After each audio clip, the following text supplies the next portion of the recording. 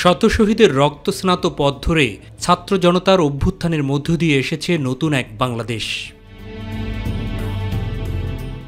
বিশ্লেষকদের মতে স্বৈরাচারী হাসিনা সরকার আওয়ামী ফ্যাসিবাদী শাসন ব্যবস্থা ধরে রাখতে গেল ১.৫ দশকে গণতান্ত্রিকামী মানুষের উপর এমন কোনো অত্যাচার নির্যাতন নেই যা করেনি, আর এজন্য ব্যবহার করেছে রাষ্ট্রের সবগুলো প্রতিষ্ঠানকে। অধিকার প্রতিষ্ঠার আন্দোলনে থাকা মানুষের মনে ভয় ধরিয়ে দিতে যে সকল অগণন মানুষকে গুম করা হয়েছিল তাদেরই অন্যতম সালাউদ্দিন আহমেদ। অভ্যুত্থান পরবর্তী বিষয়ে এ নিয়ে কথা হয় তার সাথে। দেশ ফেরাউন মুক্ত হয়েছে ৫ই আগস্ট। আমি এটাকে অভ্যুত্থানের চেয়ে বেশি কিছু বলতে চাই। এটা একটি রক্তাক্ত বিপ্লব, শত সহস্র শহীদের রক্তস্নাত বাংলাদেশ। এখন এই বিপ্লবকে সফল করতে হবে, সার্থক করতে হবে, অর্থবহ করতে হবে প্রকৃত একটি গণতান্ত্রিক রাষ্ট্র বিনির্মাণের মধ্য দিয়ে।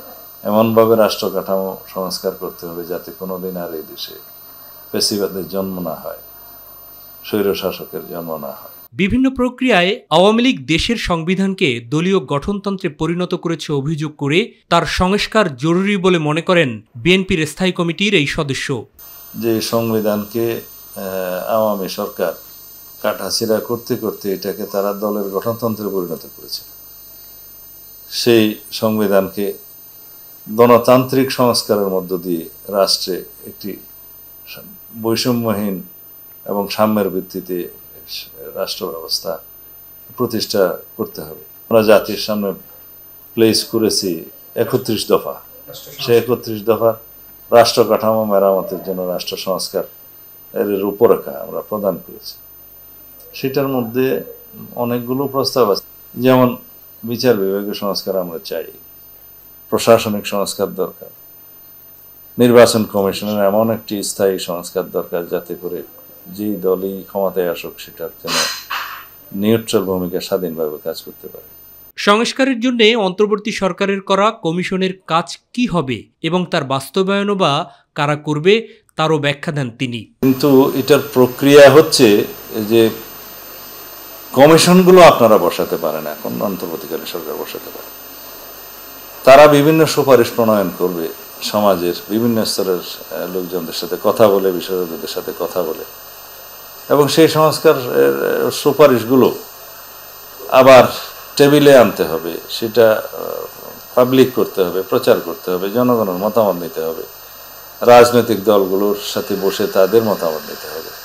এই প্রক্রিয়ার মধ্য দিয়ে একটি রিফাইন্ড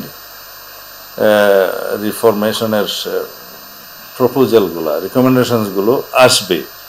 তখন এগুলো রাজনৈতিক দলগুলোকে তাদের ইলেকশন ম্যানিফেস্টোতে অঙ্গীকার হিসাবে, প্রতিশ্রুতি হিসাবে প্রদান করতে হবে যে আমরা রাষ্ট্রীয় ক্ষমতায় গেলে এই সমস্ত সংস্কারগুলো আমরা বাস্তবায়ন করব।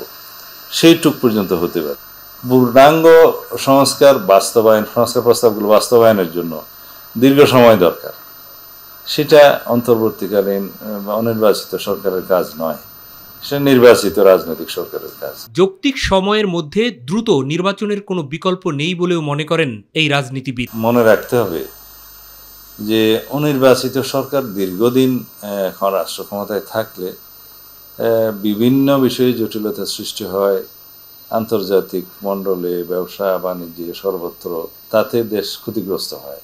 তো যত দ্রুত সম্ভব একটি নির্বাচিত রাজনৈতিক সরকার ক্ষমতায় আসা উচিত। প্রত্যাশিত দেশ গঠনে সবাইকে একযোগে কাজ করার আহ্বান জানান সালাউদ্দিন আহমেদ।